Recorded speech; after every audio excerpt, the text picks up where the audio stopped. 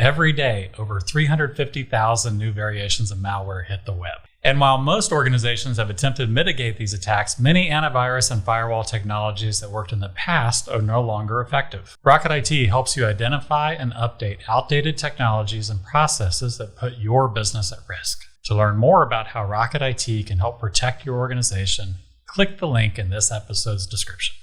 And welcome back to another episode of Thrive, y'all. I'm your host, Jessica Clayton, and I'm the marketing coordinator here at Rocket IT. Today, I have Janelle King joining me. Janelle, thank you so much for your time.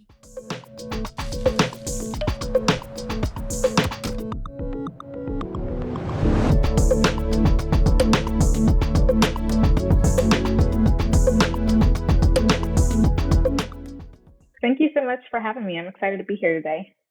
So Janelle is a life and leadership coach, and she is an industrial organizational consultant.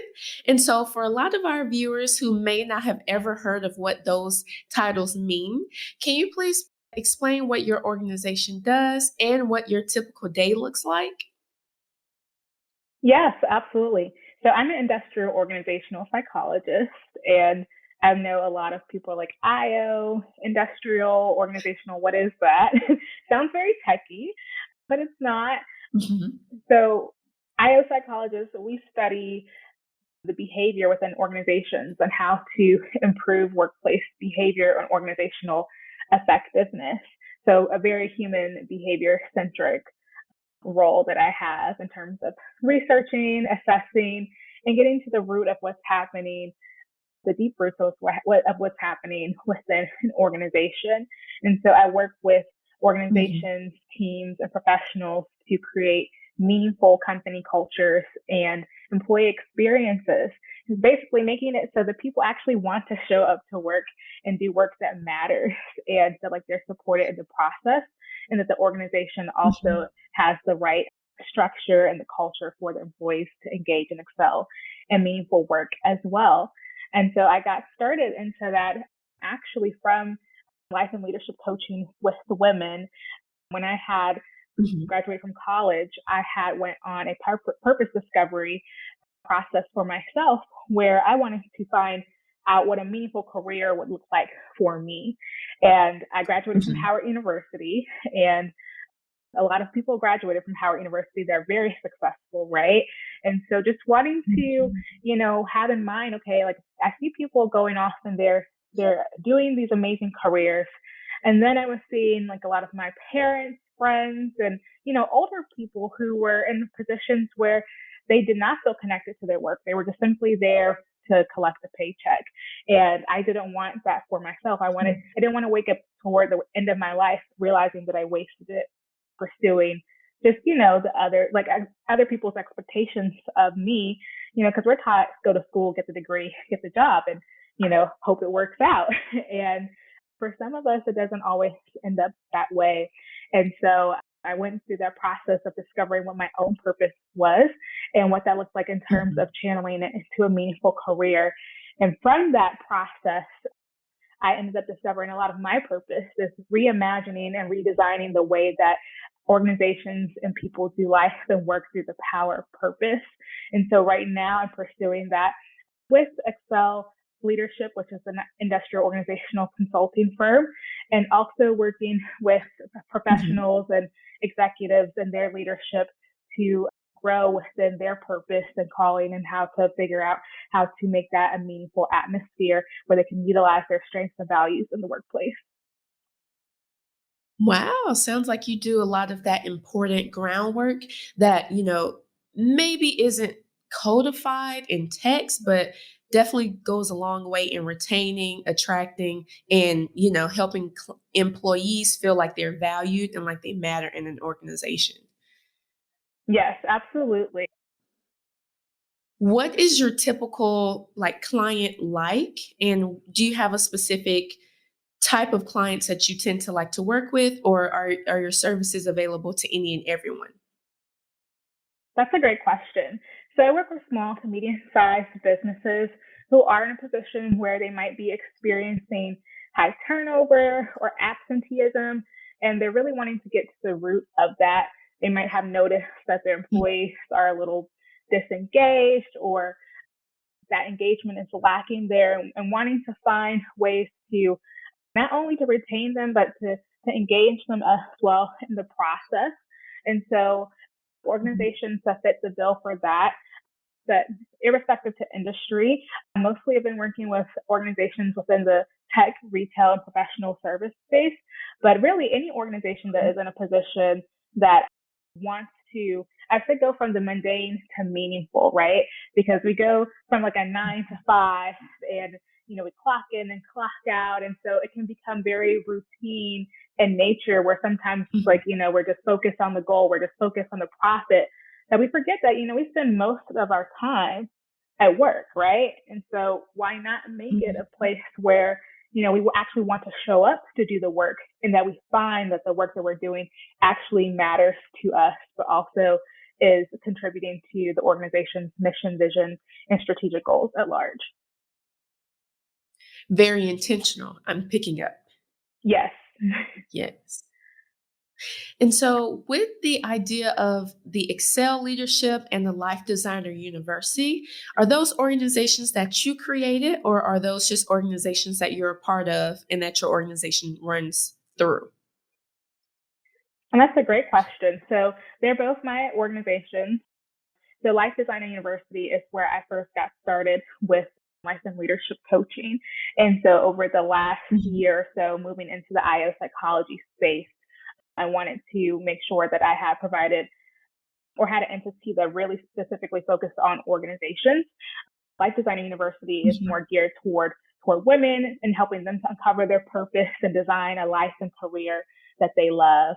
And Excel Leadership is solely focused on really creating those company cultures and employee experiences, or creating an environment where everyone can thrive in purpose and excel and engage in meaningful work. God, it sounds great. And so in what ways has the pandemic made you adjust your organization? I noticed on your website that you do offer virtual work solutions. And so is that a new thing that you had to adjust and develop, or did you already offer that before? Yeah, absolutely. So with the work that I do, I've always been within the online space. And that's just because of my roots in coaching and, coming out as an online business coach. And so it was already a natural progression for me to be able to offer that once the pandemic hit. And the thing is, with what we're seeing right now in the workplace in terms of virtual or hybrid solutions, those were already trends that were in place, that were happening before the pandemic, but the pandemic just accelerated that, right? And so I know that a lot of organizations, some of them are, running based on that antiquated business approach where, it is the typical 9 to 5. You come into the office, you do your work. But that doesn't necessarily mean that because somebody is there physically present, right, that they're engaged and that they're actually working or they're being productive. And so now that we are moving more into this hybrid space and then the pandemic has also made it possible for people to explore different types of work and have more autonomy. And, now that we're re-entering into the workforce, it's important to consider that for employees who might have situations where they do need to be home more or in a virtual setting, or even so they just have that preference. And so how to accommodate that. And so, yes, I offer the virtual work solutions for figuring out how to set up your organization to still be successful and productive and do the work that matters. Very good. And so I know you mentioned that organizations have used your services to kind of help mold that company culture, help make employees feel valued, appreciated, and seen. And so do you have any success stories that you'd like to share with us about maybe some organizations that maybe were not completely on board when they first started with you, and then by the end they were like, wow, this was a great investment. I'm so happy that, we made this change and put our employees first.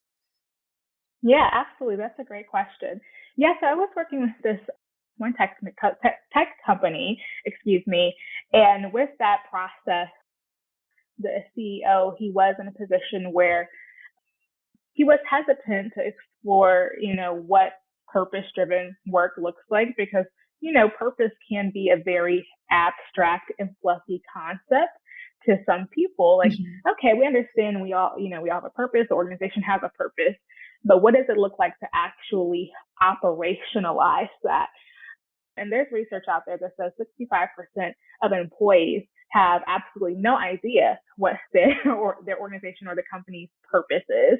And so therefore, that's just a lot because, we have the website, we have the marketing materials where the mission statement is stated. But when it comes to actually understanding how employees perceive the organization, there is a disconnect, right?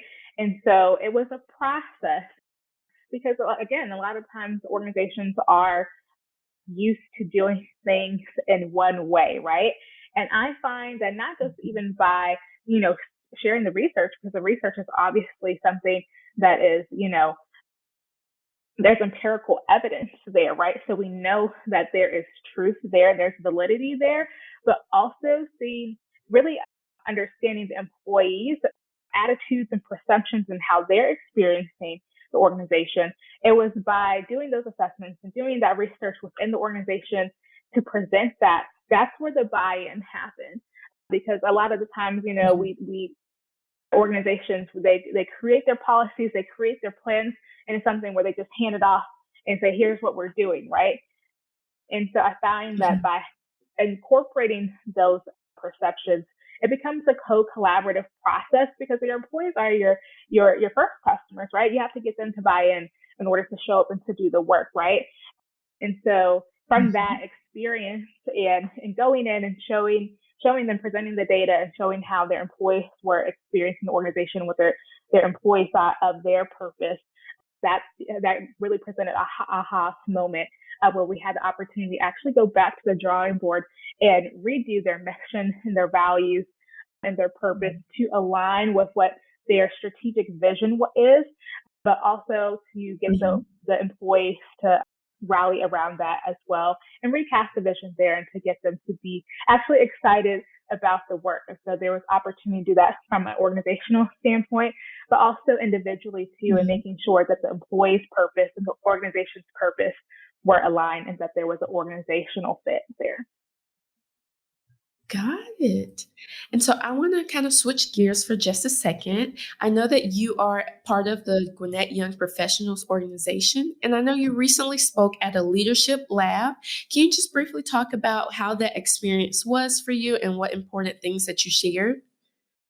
Yeah, absolutely. So Gwinnett Young Professionals is an initiative of the Gwinnett Chamber of Commerce where we are really making sure that we're creating events, we're creating connections, opportunities for young professionals to grow and get connected within the community and get also equipped with the resources that they need to develop and grow in their career. And so we hosted a leadership lab that I had the wonderful opportunity to facilitate where we did a workshop on making work matter. And a lot of that was about kind of what we discussed today, but from the employee side, because right now, what our country is experiencing is what's called the Great Resignation. And so between April and June of this year, 11.5 million Americans have quit their jobs or they resigned. And so with that, happening right now, and also, it's September, everybody's getting back from, summer break, the year is wrapping up. They're already in a reflective mode as they're preparing for the next year, right? They're thinking about their resolutions. They're thinking about their goals. They're thinking about the next steps in their career. And for a lot of people, they're in the position right now where if they have not quit, they're considering their new opportunities. And so we discussed that in light of what's going on right now, but also, how can we set ourselves up so that we can find and be a part of work that matters? And if we're not in the place where we're actually looking or actively searching for opportunities, how can we find meaning and purpose where we currently are? And so I led them through a job crafting or spoke about job crafting and led them through an exercise related to, understanding purpose, understanding your strengths and values, and how you can craft your role to find more meaning, to have more resilience there, and also to be able to make sure that you can take your job tasks.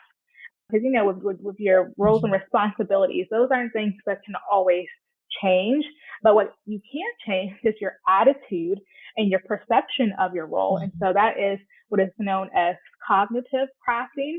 There's also task crafting, where you're looking at your tasks and you're asking yourself, okay, what are the tasks that, give me energy, and what are the tasks that actually drain me? And is there any opportunity for me to realign or reshift my tasks so I can spend more time in the places that give me energy?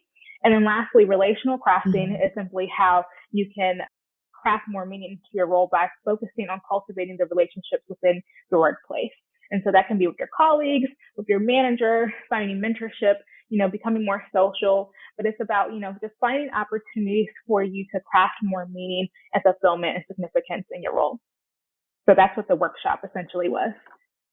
I bet that was an amazing workshop for those people who attended. It seems like you shared a lot of valuable information, especially, like you said, all those people who are thinking, what's going to be next in my journey. And so, is there anything else you would like to share with our audience today? And how can someone get in contact with you to utilize your services? Yeah, absolutely. So I can be followed on LinkedIn at Janelle King. But if anyone is in the position where they themselves personally or the organization is wanting to engage and excel in meaningful work and find out what that looks like for them, they can go to excelleadership.co. And I do offer free consultations. And so you'll just simply fill out a form, just kind of sharing with me, what's going on. And then within the session, we can identify what is and what isn't working and come up with a plan on how to move forward for you to engage and excel in meaningful work. Perfect. So we'll make sure to leave links in our description box so that anyone who's interested have those resources right there at their hands. Well, I think this wraps up yet another episode of Thrive, y'all. Janelle, I want to thank you again for your time and for sharing all of your wonderful resources with our viewers. Like I said before, we're going to make sure to put links in our description box below. And for everyone else, we'll see you on our next episode. Have a great day.